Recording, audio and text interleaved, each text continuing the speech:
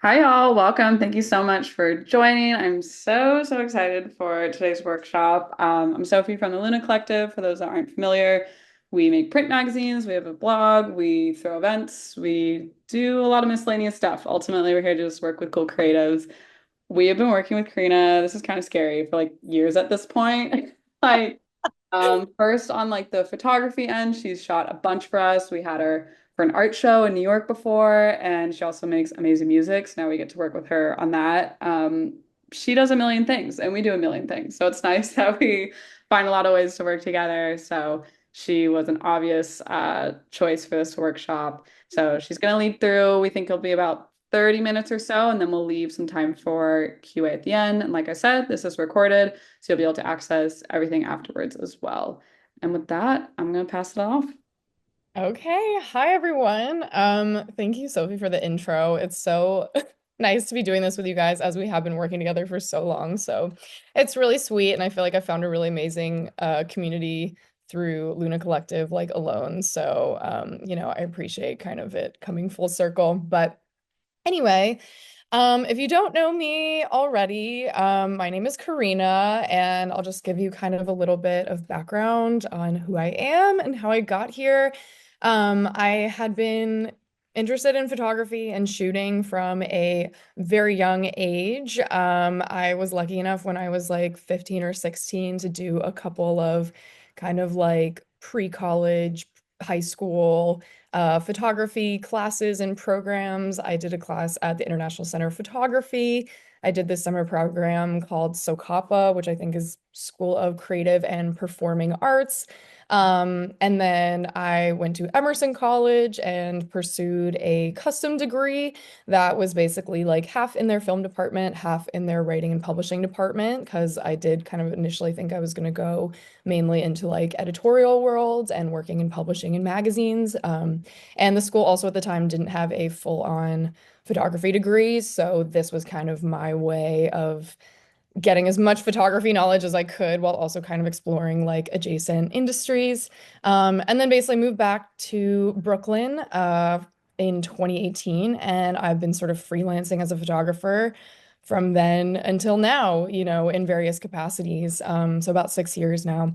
I kind of started out, like I said, in more of an editorial world, a fashion world. I was modeling for a little bit, and so that was kind of how I found my initial like space in New York. As a photographer, I did a lot of test shoots where it was like other photographers that I liked their style. We would meet up and we'd like shoot each other. So I ended up kind of meeting a lot of sort of like-minded creatives that way by sort of having this like mutually beneficial kind of creative relationship, which I think was very formative for me and kind of how I wanted to engage in this practice with my community. Um, I sort of, after being a little burned by the fashion industry and my experience modeling and everything, I sort of found myself leaning towards musicians and working with music artists to kind of create their visual world. And so that really became like my main focus and sort of my main community out here in New York of who I was working with and the types of stuff I was photographing.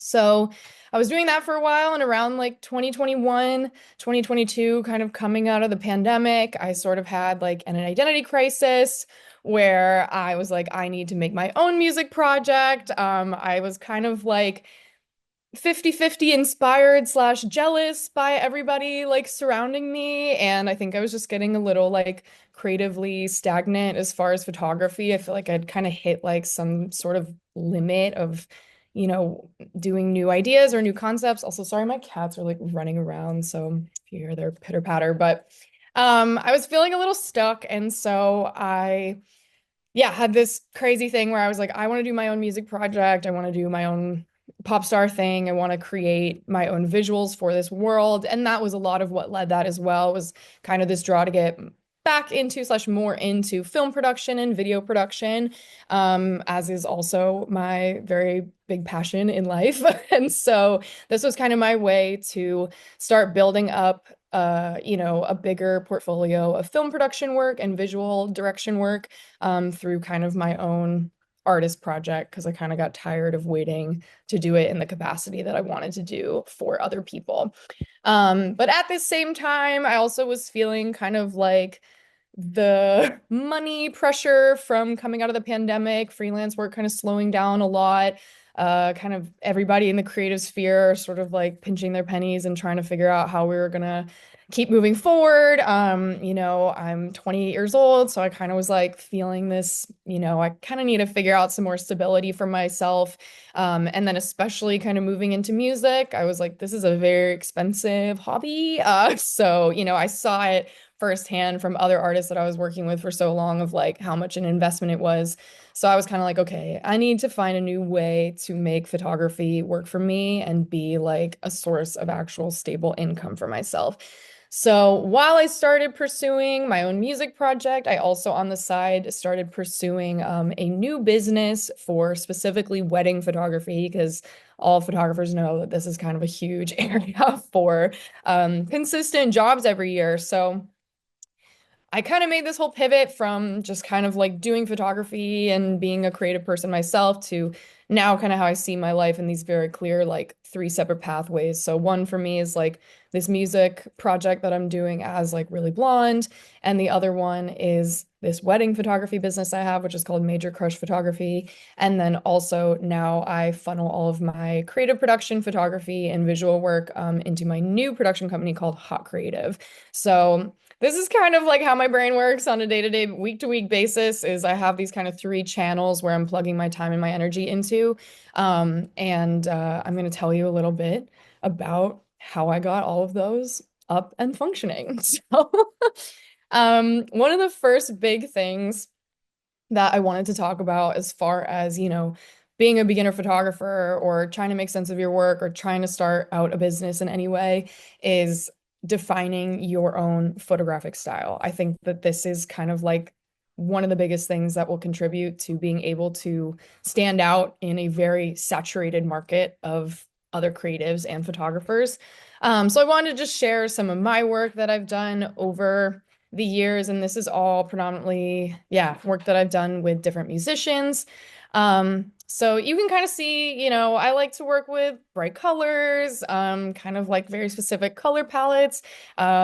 As many Luna Collective fans are, I am a film girl, I'm an analog girl. So most of my work professionally over the past 6 years has been all on film. Now that I shoot weddings as well, I do kind of do digital a little bit more, but I'll talk about that more later. But yeah, I finally at like the age of 28, I think I finally have the perspective to understand like the gift of time as a creative person. They say this a lot about musicians, but I do think it is very true to all artistic mediums that it takes 10 years to properly build a career. I think it takes a long time to really carve out and define your own style and your own vision for your work. I started picking up a camera and photographing when I was 15 years old. And so I think that is kind of what allowed me to, by the age of 25, be pretty consistently freelancing, with a good amount of momentum because I'd had like that much time already to sort of carve out this vision I had. I mean, if you look at my photography from when I was in high school, like it's not even that different than what I'm doing now. Like I was out here, dressing my friends up, putting them in the water, like different colors, like all this stuff, So, but I do think it takes like that much time to really perfect what you're trying to do and figure out what your vision is. I don't really think there's like one specific way to discover your style or aesthetic. I also think there should always be room for like creative experimentation and change. But I think when you're thinking about offering a service to people, like offering your business to a client, the more that you can define your specific offering, I think the more valuable your skills become and the easier it is to market yourself as a business. So yeah, this next slide here is some of my film direction work for music videos that I just wanted to share as well. So as I said, a large part of why I branched out into making my own music project was so that I could expand my direction portfolio and start to build up a creative vision and specific style for my video work, much like I have done, over the past 10 years for photography. So when I say that there should always be room for experimentation, okay, I combine those two words, experimentation and expansion. For me, that was kind of switching up my medium and sort of like working my brain in a different way than I had been, for the past few years. Like I said, after the pandemic, it was just kind of like hard to get back into stuff and to feel really excited about something. And so this was kind of the way for me to get re-excited about my creative work and, try and do something that was a little bit more challenging for my brain than just kind of the same sort of photo shoot I'd been doing over and over again for the past 2 years. So in order to kind of figure out what I wanted my video direction style to kind of look like.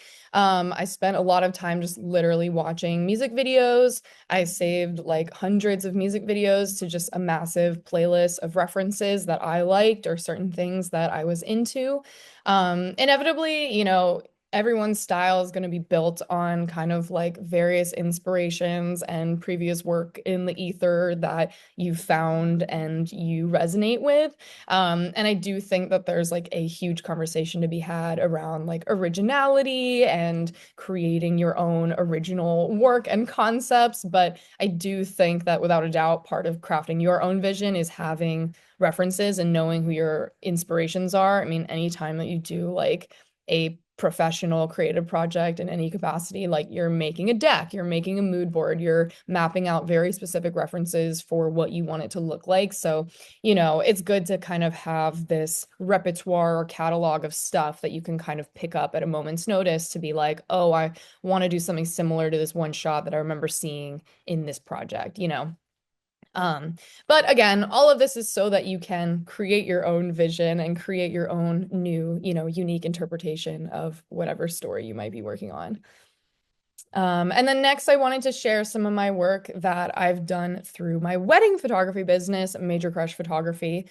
Um, as I mentioned before, I kind of started this business not necessarily on a whim, as I had been kind of feeling like I needed some sort of stability in my life when it came to the types of jobs I was taking and the income I was making every year. I loved working with musicians and I still do, but I now knew from a firsthand perspective, making music myself, how expensive it is to pursue a project on your own and to be, creating visuals, keeping up with new photos all the time, paying your band for shows, paying your producer to make the music. Like it is never ending. I commend all of you other musicians out there. So I kind of knew that it's really, it's not a joke for musicians to be coughing up 500, 600, $800 every time that they need new photos. And at this point, most of my, photography community and my clients have become like my really good friends and collaborators for years now. So it didn't really feel good to me to be like having to constantly raise my prices so high in order to accommodate my lifestyle, inflation, just everything, like the cost of my materials, film, buying new cameras, like all of the stuff that comes with this business. I didn't feel great kind of like having that source of income really rely on like the direct collaborators and creatives in my own community because I know we're all in the same boat. So I was kind of like I need to find another like part of the economy that I can tap into that, it's not such a stress on, my creative work and the relationships that I work so hard to build in the first place. So, I started reaching out to other wedding photographers kind of in the area to see if they needed a second shooter or if I could shadow them just to kind of get my head wrapped around what it would take to be a wedding photographer. And in the meantime, I was doing a lot of kind of sleuthing around on the internet and looking at other portfolios and other people's websites, and I saw a lot of them that I strongly disliked. And I kind of thought to myself, wow, there is so much bad wedding photography out there. Why don't I just do it myself? And so I sat on my couch one day and I made a new Instagram account and I just started pulling pieces and photos from my past portfolio that were sort of wedding adjacent. So like an engagement shoot that I did, I did a friend's elopement in Prospect Park, and a baby shower one time. So I just kind of took all of this stuff and put it into a new Instagram account. And this made me sort of realize how my own style that I'd already established, could kind of adapt to this sort of market of, portraits, weddings, events, the like. And so it kind of helped me to literally put it on a page and just kind of make this niche portfolio, to realize that I already had a lot of stuff and I already had the skills and I already had some sort of creative eye that, I think I could really run with this and push forward with this business. Okay. So I wanted to also mention something that had helped me in the first place of kind of narrowing down my photographic style. And I talk about this in regards to my work with musicians and now also for weddings and events. Photography is such a beautiful wormhole. There is a treasure trove of things to explore and try out, which is so amazing. And I encourage all photographers to do so, regardless of where you are in your career. But it can kind of become this never-ending path of new gear, new cameras, new lenses, new film stocks. So as a professional photographer, again, offering a service, clients want to know that when they book with you, that they're going to receive a certain type or quality of work. So for me, having a limit to my kit, like my literal gear, was a way for me to put parameters around the types of images that I was going to be creating and delivering to clients. So I have a couple slides here that are just some examples of, similar types of photos that I've taken from tons of different shoots, but using the same lens on the same type of model camera. So you can kind of see how the look stays sort of consistent, even though what's happening in the shot is different, obviously. So yeah, I've always been a Canon girl, but that's just me. But when I started expanding my kit and wanting to buy new film cameras, I thought, let me stick to Canon so that I can use all of my gear interchangeably. So I started buying different film bodies like the Canon Elon, EOS Rebel, XTI, a ton of these different manual film bodies from the 90s and 2000s that are all compatible with the Canon EF lenses. So now I'm starting to build out my kit, all Canon stuff. And so I have my digital camera and my film cameras that I can swap out all these different lenses with, and you get sort of the same look. So especially for wedding photography, this became very helpful because now that I'm shooting hybrid, shooting digital and film, I'm sort of making sure that the work is still consistent, kind of like across whatever gear that I'm using. Um, so yeah, and then I do have a few other kind of offshoot cameras, like you're seeing right now. This is all film that I shot on my Fuji GA645, which is medium format, and I really love shooting on this camera, and especially scanning everything by hand and keeping the little borders around it. So this is one of my favorite cameras to work with. I also have a couple, more lo-fi 35 millimeter point and shoots. I also have a Polaroid 600, just kind of a classic. And I do think that people have kind of come to recognize my work like across all of these different cameras and all of the different mediums. And I think that that as well does sort of speak to the strength of having a creative vision or a specific style, regardless of what camera you're using. So again, the gear thing is very much like to each their own, and I do not think that, gear is something to rely on. Like a camera doesn't make the image, a camera doesn't make a photographer. I think that it's more so something to explore, to master, and like to use to your own advantage. Like I think it's not about what camera, it's about really knowing your camera and knowing how it works for you in the things that you're trying to execute. Um, but yeah, I think that this being able to master your own gear is also like key to success and really creating a unique, consistent style when it comes to your work. And again, the more reliable kind of work that you're putting out, the more your clients are going to know what to expect. And the more the people that really resonate with your vision are going to seek you out for that. I think a lot as well with working with clients one-on-one is like managing expectations and being very clear about what the exchange is for the work. So being able to pull from your own body of work and say, here's all the references for what we're going to use for this project is like about the most clear-cut way you can give someone an example of what they're going to get.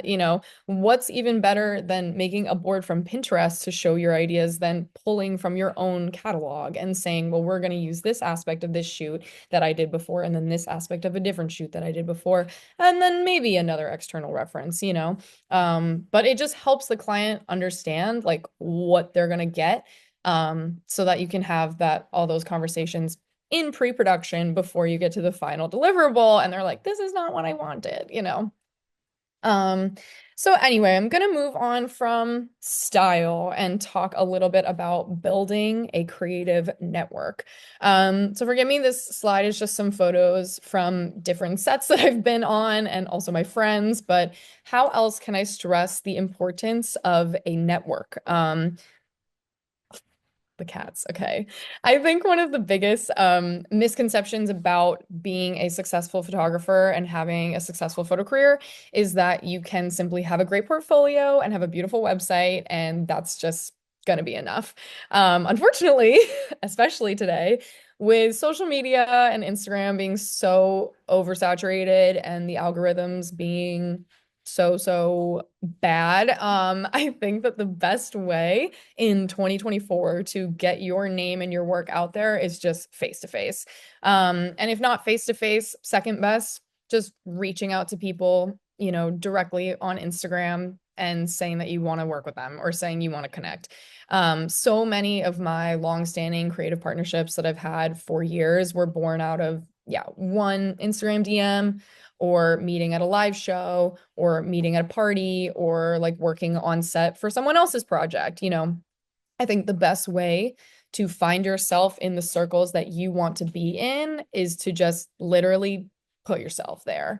New York is the place. LA is the place. If you're somewhere else, you probably have your own niche communities in those cities that are probably even more like tight-knit because of the things that bring you together. So I challenge you to go out and find the people that, are interested in the same things as you. I also think that you have to not be afraid to just tell people what you want or what you have to offer.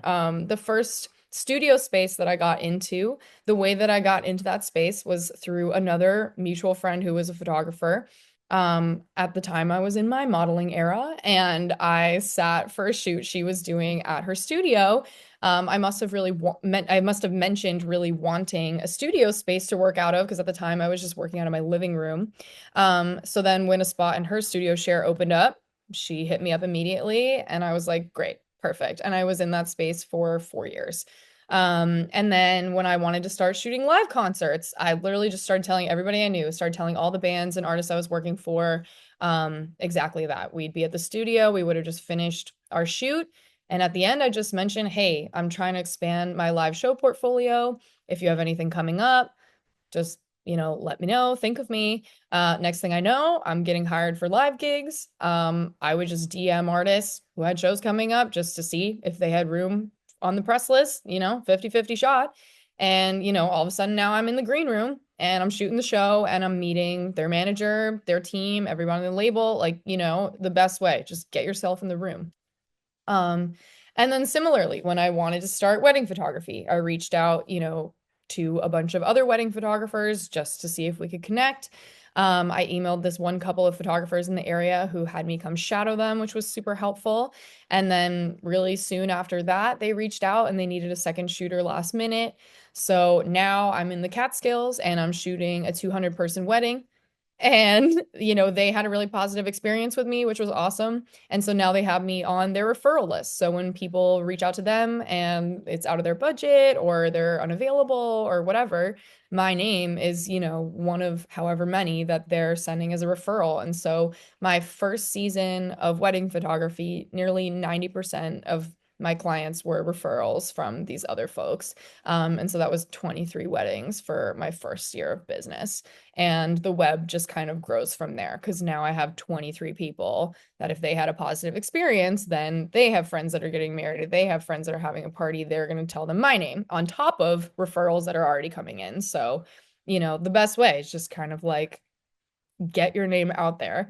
I also would be remiss if I did not mention kind of the inherent need for a network when it comes to larger scale film production, video production, and any of the stuff that I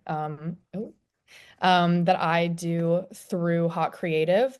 The only way I've been able to operate as sort of this like one woman show that I've been for years is really ironically and secretly through, having a very strong network of other creatives that I can employ for various projects based on their different needs.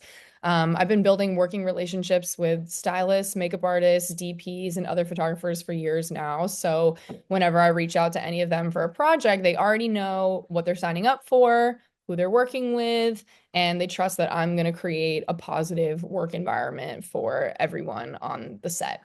I also will say, I spent a lot of time earlier in my photo career, and everybody does, doing a lot of test work. And this is also how you build up portfolio and how you build a network.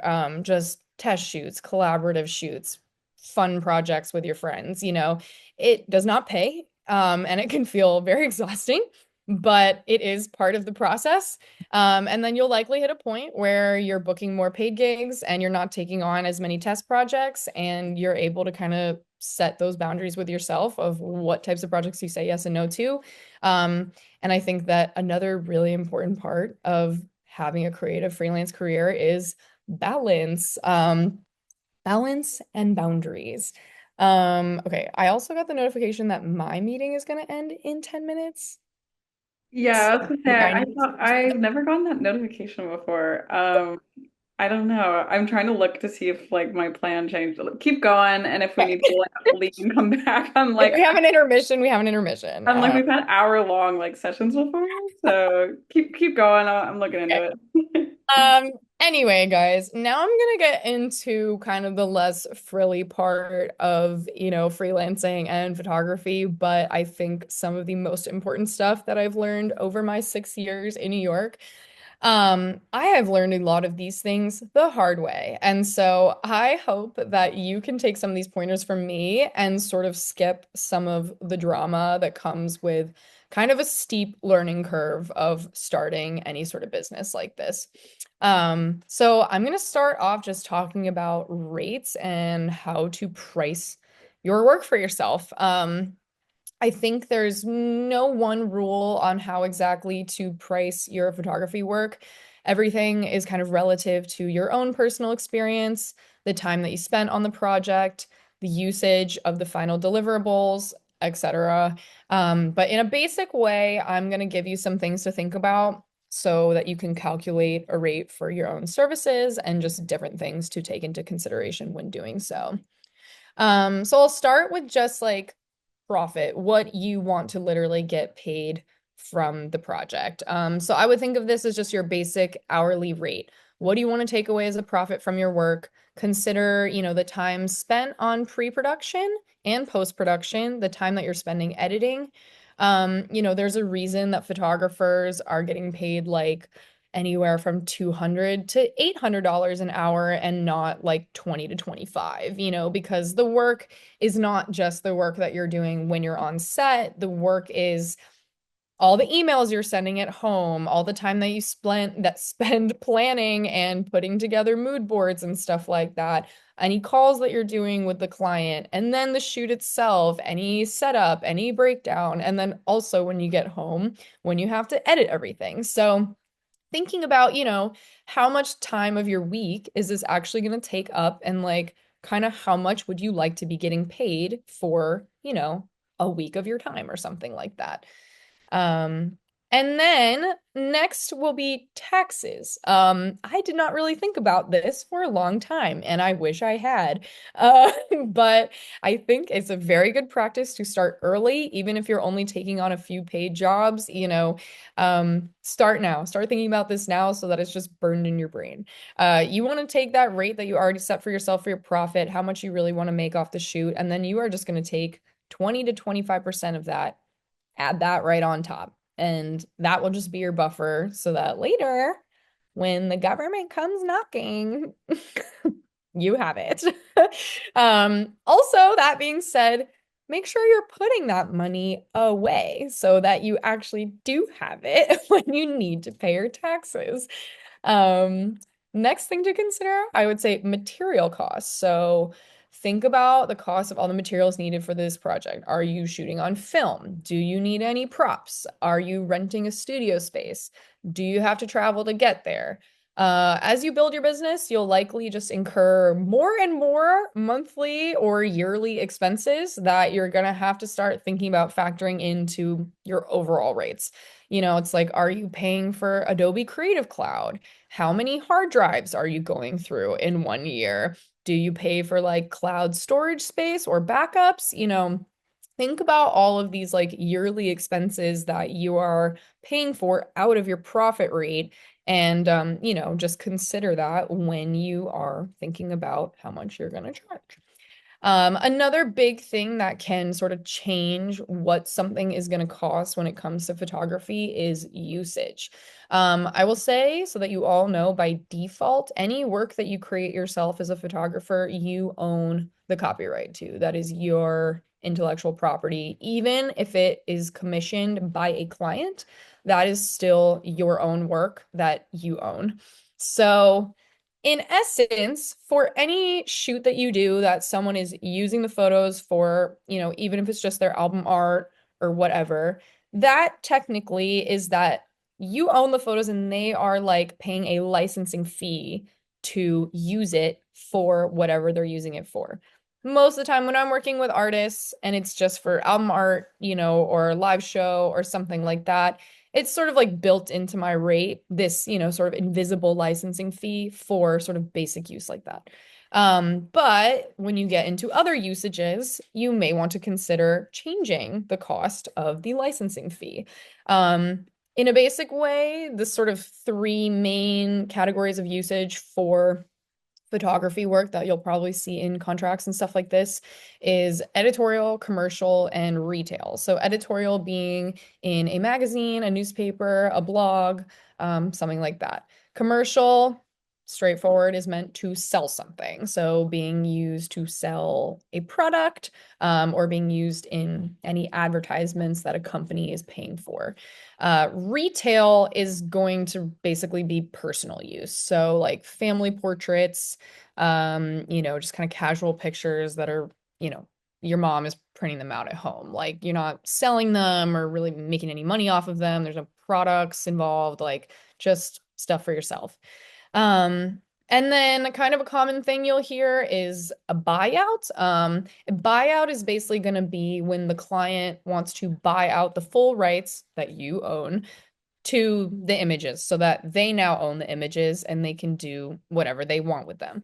A lot of companies will do this if you're working with a bigger commercial client because it's just kind of the easiest way for them to negotiate, usage rights from you, without having to have a bunch of different clauses and a bunch of different nitty-gritty. So a lot of companies will just want to do a full buyout of the photos from you so that they own them and they can use them basically forever, whenever, in whatever capacity. So this is kind of a nice way to just avoid having to make a bunch of contracts and stuff, but also it's expensive. It should be expensive because they are buying your intellectual property. So industry standard is that a buyout would basically be double the original rate that you quoted. So you can imagine that's something kind of in the middle for, limited run of advertisements or a limited merch run or something like that. All of these would kind of land somewhere between like 100% of the rate that you originally quoted and, zero. So again, there's a lot of resources online that you can find that will kind of help you like calculate what an appropriate kind of usage fee for these different uses are. So, again, there's not one way to do it, but it's all going to be like what you feel good about as an artist and as a business person. Um, and obviously with kind of different bigger clients, maybe you have more negotiating power than with some others, so it's a hard part of freelancing, but just look out for yourself and keep these things in mind when you are quoting a client. Another thing to think about, turnaround time. So how long is it going to take for you to get the photos to the client? My standard used to be about like 2 weeks for a shoot. I just kind of personally like to get stuff finished and out the door. I don't like to sit on a bunch of different projects at the same time.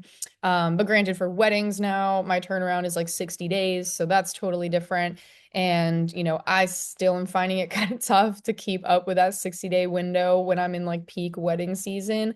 So, it can change. It's really whatever you're comfortable with, but just consider that any expedited turnaround times or a faster request would be more expensive than whatever your standard is. So that's also something that you can, charge up for.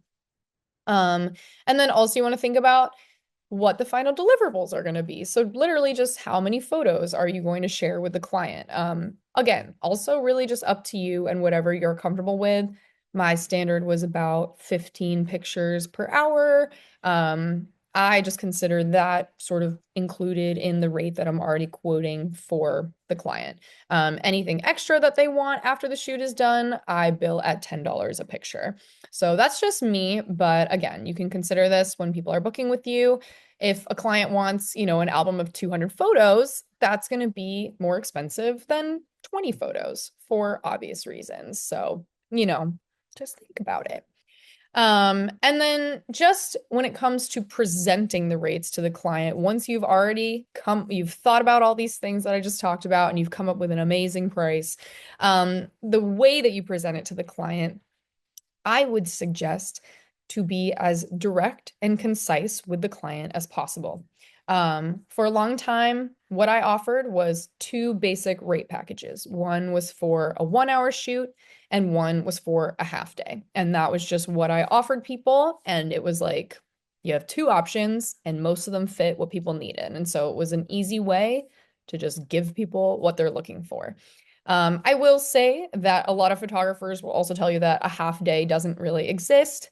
I agree with this. There's not really a difference between like a half day versus a full day of work for a photographer because the idea is oh, you're only there for half the day, but it is extremely unlikely as a working photographer that you are going to book another half day shoot on the same day that you just did a half day shoot because that requires setup, breakdown, all of this different stuff that is like happening before the client even shows up. So there's not really enough time in the day to do that. And you would also be so exhausted. So, half day, full day rate, whatever you want to call it, think about that as well. Like, just once you get beyond like 4 hours, it's kind of a wrap of the day. Like that's a full day of your time, being realistic.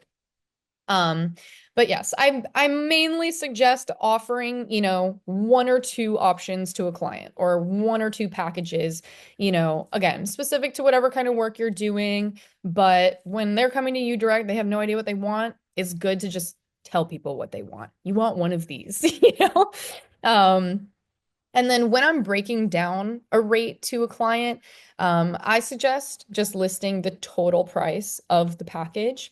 And then I usually will include, what material costs are included in that. So I'll say that film is included, props and like styling, any makeup, anything else that they want, that is not included. But I'll say what is included, and then I'll say how many deliverables they'll receive. So, I'd say, okay, it's 600 for an hour. You're going to get 15 photos. Film is included, period. Do not feel the need to break down like all of the things we just talked about, oh, well, this much is for my taxes and this much is for the usage and this much is for this. You don't need to give all of that to a client. They don't need to know that. The more itemized things that you present to a client, the more confused they're going to be.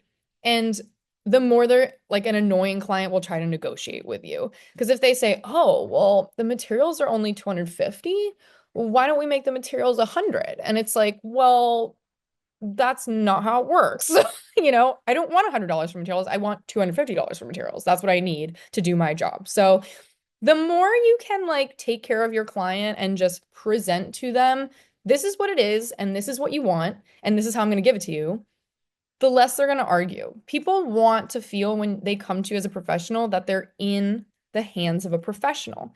So the more you leave open to the client, the more they're going to think, okay, maybe this person doesn't really know what they're doing or they're new to this or whatever, they want to come to you so that you will take the reins of this project. You are in your zone. You are the expert. So just treat it as such, you know? You don't need to over explain why your work costs what it does. You already decided that because you had a long conversation with yourself about all these things that we just talked about. You know, the client doesn't need to know that. Um, Anyway, moving on, wanted to talk about contracts. I highly recommend, again, as a beginner photographer, just to get in the habit of doing this because it will become more necessary as you build your business. It might not feel necessary now, but it is good to get in the habit of having a photographer's contract. So even if it's just as simple as, you know, writing down what the job description is and keeping it in an email so it's in writing, like, great. You know, just make sure you have written down at least the rate, the final deliverables, the usage, and the turnaround time. So, like these basics things that we talked about that I said, I'll deliver this to the client when they want the quote, you know, these basic things. Just have it in writing so that you can protect yourself, that you can say, we agreed on all of these things. So personally, for every job that I book, I will write out a photo proposal document. So that outlines all the things I just talked about. It will talk about the rate, the usage, deliverables, turnaround time. And then that also basically says on it that this coincides with the additional photographer's contract that's being sent at the same time. So every booking, I'm sending the photo proposal with all the information specific to that shoot. And then I'm also sending a contract that I have for every job. And so the contract goes into more depth about payments, cancellations, detailed definitions of usage, and a handful of other things that I have added onto it over time. My wedding photography contract is even more lengthy just due to the nature of the business. Again, you can find templates and examples of contracts online for basic photography stuff. That's how I started, you know, building out a contract for myself, and I've just adjusted it and adjusted it and adjusted it as I've needed to. So yeah, you can find some examples online, or again, if anybody after this wants me to send over my template of my contract, I'm more than happy to do so. Many larger clients, like if you're working on more commercial projects, many larger companies or like bigger music labels, stuff like that, if that's your area, they will probably have their own contract that they are going to send you. These are often very much in favor of the label, which I guess is their job. This is also why I mentioned the buyouts earlier, because a lot of these bigger companies, just because it's easier for them, they'll send you this long contract after you've already negotiated the rate.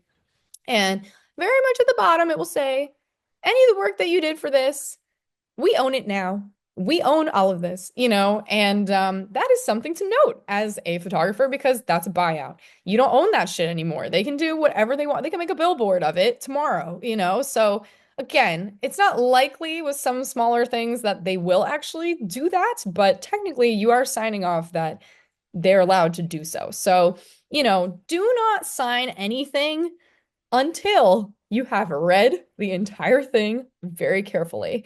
Obviously, not everybody can afford to have like a personal lawyer, but it is always just great to find like that one friend of a friend who's like sister is like in law school or something, you know, to look over anything that you feel kind of iffy about. Like just get another opinion before you sign off on something that you don't feel awesome about, because the last thing you want to do is be kicking yourself later because you got totally fucked by some company. Sorry.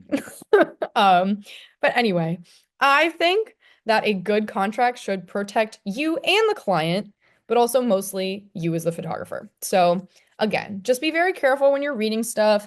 And as you build up your own business, you will figure out what kind of clauses and what sort of things you need to put into place to protect yourself, your time, and your work.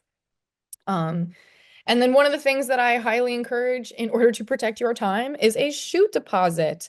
So having a deposit, again, with some larger clients, sometimes you don't really have the luxury of like asking for, a 50% deposit up front. But when you are working one-on-one with your own clients that are coming to you individually, you are able to set your own terms. So I highly encourage having a non-refundable deposit just to secure the shoot date, so that, if someone cancels on you last minute, you're not totally out of a day of work.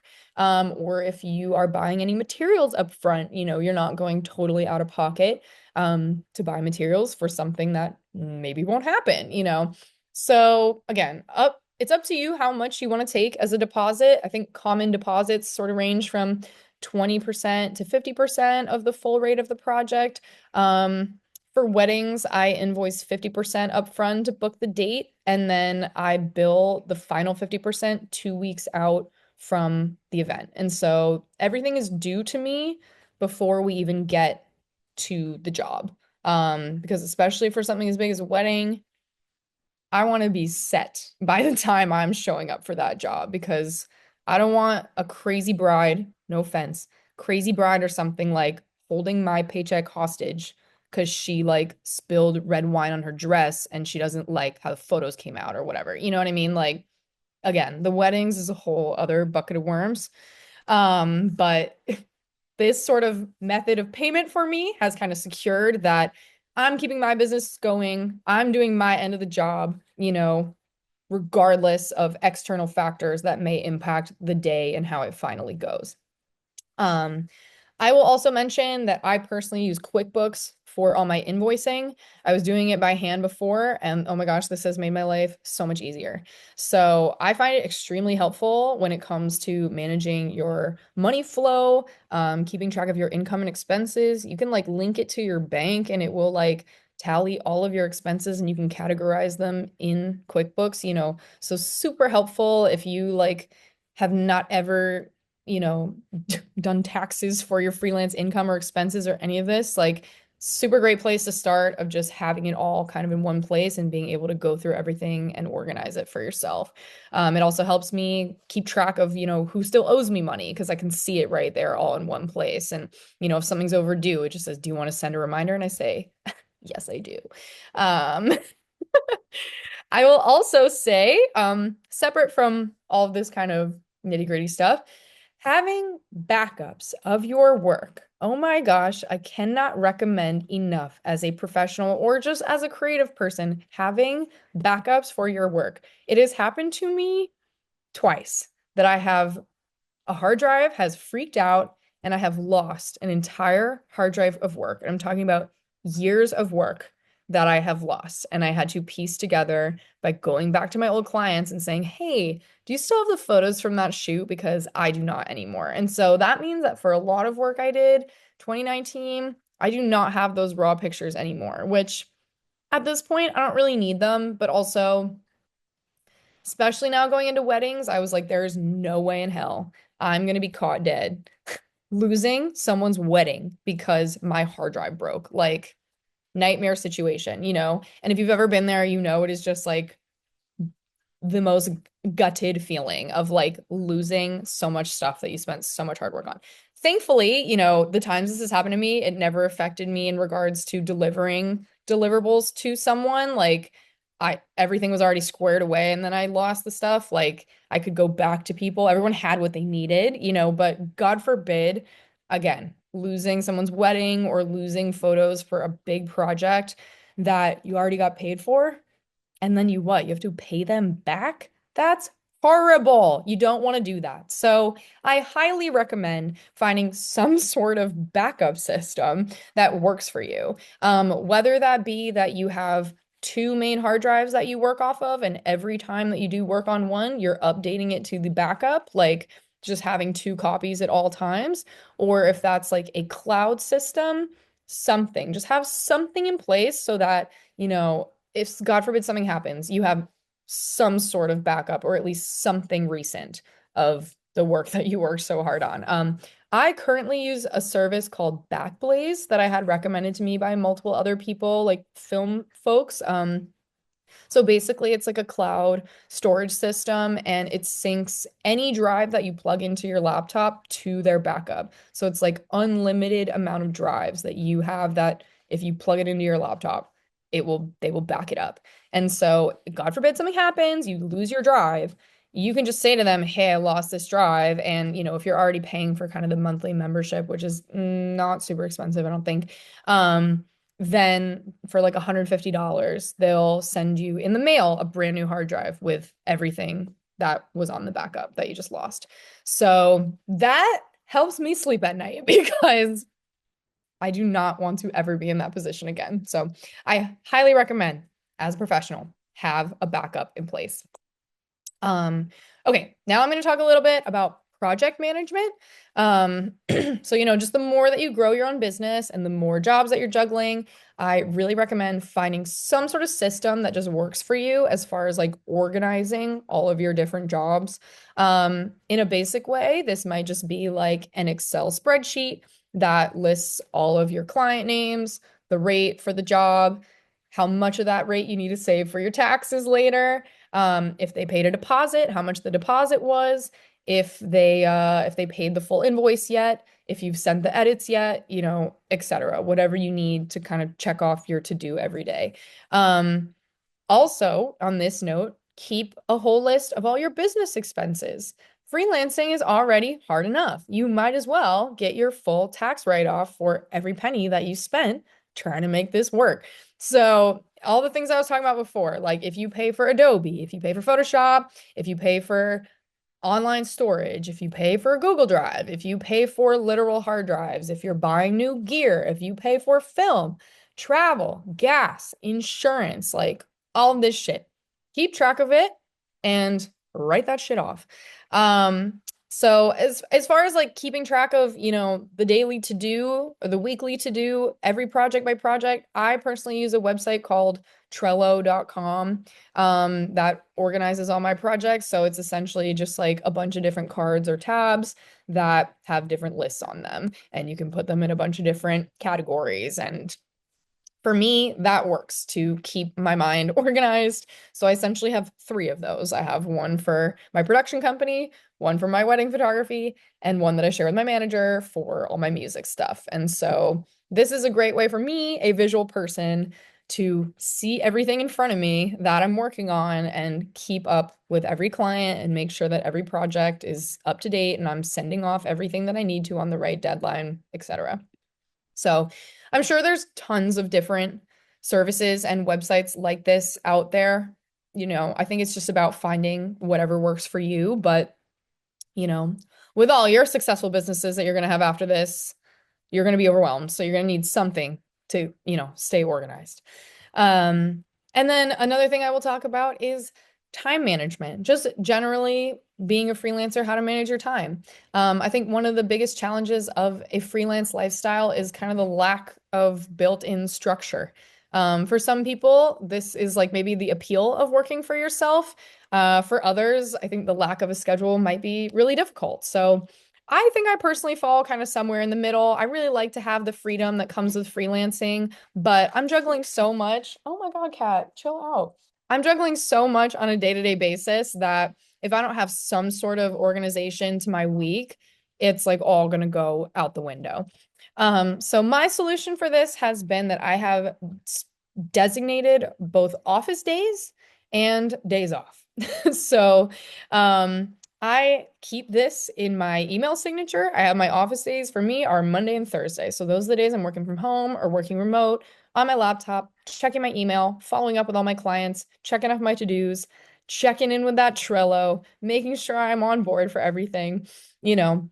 So having literally in my email signature, office hours are these days, it helps me have a boundary with my clients where they know when to expect a response from me and when not to expect a response from me.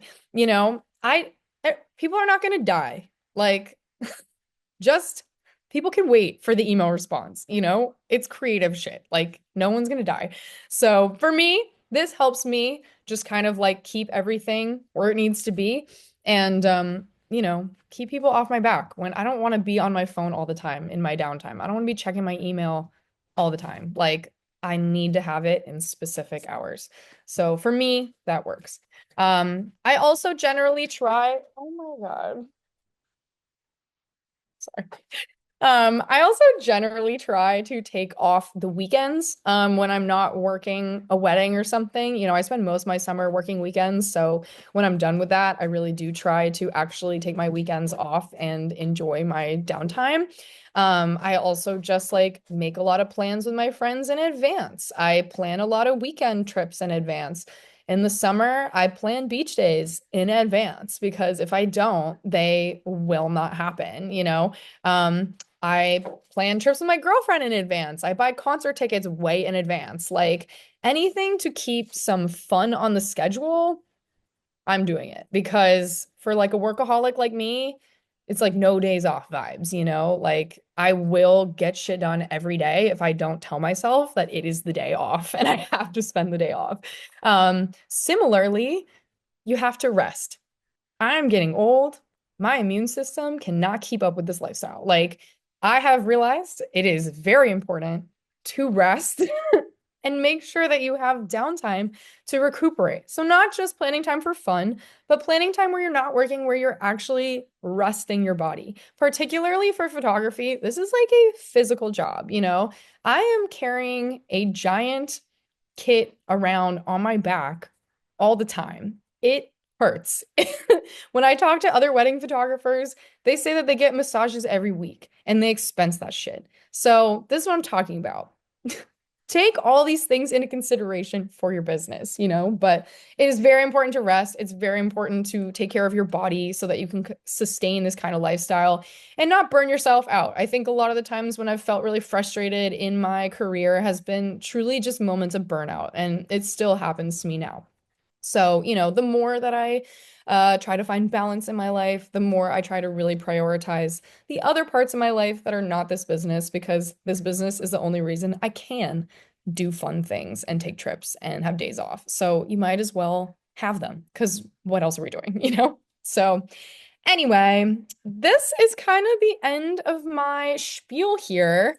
But we're gonna do some questions, and I'm really like happy to elaborate on anything that I talked about already. Or if you want to hear more about creative process for projects or working with other people, team building, set etiquette, like really anything that I can help you with, I'm happy to answer questions. Also, if you are curious about any more of my work, you can see a lot of my portfolio at hotcreative.xyz or majorcrushphoto.com. And if you want to just check out me or my music or anything that I'm doing, you can go to rlyblonde.com. So you can find me in many places. Um, but yeah, I guess we will open it up now. Yay. Thank you so much. That was amazing. That was so in depth. You really covered like everything. So on behalf of everyone, thank you, thank you, thank you. Yeah, if anyone has any questions, you can either drop it in the chat or use the raise hand feature and we will call on you. I know we covered a lot. Not we, Karina covered everything. We covered a lot. We all Um, did. but if there's any questions, now is the time to speak. Otherwise, as mentioned before, all of this will be available probably by end of day tomorrow. I'll try and get it up together tonight. But yeah, all of this will be accessible. Gorgeous. Thank you, Rachel, and thank you, Anthony. Any questions? I feel like to be fair, you covered a lot, but if I anyone know, has, I talked about a lot, so it's here's your fine. chance, like now or never. But also you're more Yeah, than welcome to reach out to yeah, you can Olivia. reach out Do you have a later. question? Olivia, you have a question? Oh, yes. Sorry, also my dog is here, but Fine, we got a um, zoo today. um, yeah, I guess kind of related to some of the things you've been saying, but just curious about your general freelance experience. Have you done much pitching or like what does your outreach to like, Yes, I guess you kind of talked about with bands and stuff, but yeah, or is there like magazines or yeah, sure. that kind of world? Because that's where I'm trying to get better at.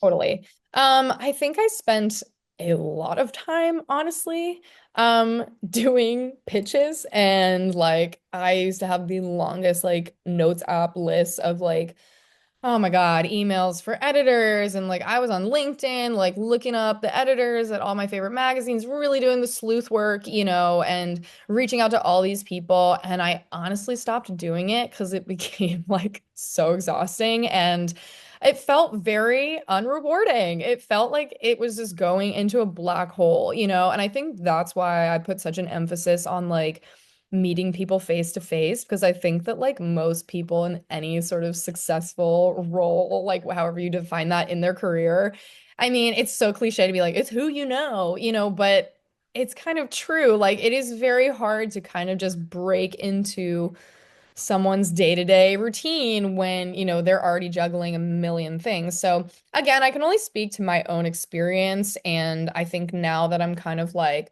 coming up on the end of the year and I'm thinking about all the things I've finished this year and particularly like focusing a lot on music in the past couple years, I'm sort of like, okay, I want to kind of get back to my photography work, back to the video production. I have a new website, I have new portfolio, so I'm kind of like in the place where I'm ready to do sort of a new round of pitching and try and get my work out there in front of people that haven't seen it before. So I think it's definitely like worth doing once in a while when you have new work to share. If you really want to spend a couple days, like, finding all those emails and just making a really killer email template and sending it out to everybody. If you can do it in a way that doesn't burn you out really bad, it's like, why not? But I would say that I've personally had much more success like meeting people one-on-one and sort of like branching out my network from there or building up, pitching something a little bit to the next level than what we did last time to a past client, like trying to work with what I've already got going, instead of trying to like totally break into someone's, info inbox. But that's kind of just me. And I think I very much was like in kind of a fashion space and sort of like pitching a lot to fashion magazines. And I don't know. I think that's why I pivoted a little to music because I felt like the fashion world, particularly in New York, was like a bit more posh than I am. Like, and that's just my own work. But I felt like I was kind of like doing a bit more photographing of real people, and mostly working with artists. And I think that's why I kind of like leaned into that direction and that sort of scene of people. Um, so I don't know. I hope that kind of answers the question. Oh, totally. Thank you. Welcome. We have one in the chat from Jacqueline. What happens when you and the client can't meet in the middle in terms of creative direction? That's a good question. Um, yeah, I mean, I think that like being sort of a creative director, very hot button title these days, it's kind of a blessing and a curse because people come to you because you have a specific vision, and so like sort of figuring out who's going to call the shots on certain things, like it is a tough kind of conversation. I think at the end of the day, it's a little difficult because the client, it's their project, they're the one paying for it, and so like at the end of the day, they do kind of have like final, say over what they want to do. I think if you're a good creative director you can listen to the needs of a client and sell them on what you think might be better, and have a reason to back that up based on your experience or your background or just what your personal thought is. There's definitely some projects that I've done again when I sort of was like hitting sort of a rut of doing a lot of the same type of work over and over again where people kind of want the same sort of shoot that I've done a bunch of times, and I was kind of over like that concept. And so it's kind of like, how bad do you need a paycheck that week? Like sometimes it's worth it to just give the person what they want and, move on. And like not every job is going to be a portfolio job. Not every job is going to be like your favorite project you've ever worked on. But a paycheck is a paycheck sometimes. So it kind of just depends on like what you're comfortable with and if you really are like not aligning with the client for, creative reasons or any other reasons, maybe it's just not for you. Like maybe that job is just not the job you want to take. Like I think a lot of building as an artist and building as a business person is like knowing when to pass on something and knowing when to say, no, thank you. Like I see that you have a really strong vision on this, and I just don't know if I'm the person to really execute it. So maybe I could direct you to someone else that might be more aligned with what your vision is, or maybe that's on them to go find someone else if it's really not aligned for you. Great question and great answer. I think we're gonna call it a time because once again our timer is gonna has come up, which I am dead. Thank you so much. Thank you for being so thorough, so going over so many things and really like covering everything. I feel like a lot of times people are like, how to be freelance, like network, put yourself out there, Yeah. which is like only one piece of the puzzle, and you really went into like you talked about taxes, which is insane. So I mean, no it's one's here to important. tell the artists they have to pay taxes. Like, I don't want to do Totally. it. None of us want to do it, but it's a part of this thing if you really want to take it seriously and if this is really going to be your career. Totally, totally. So thank you again. Thank you everyone Well, for thank you tuning in, guys for all sticking the with us. response. Thank you. This will be available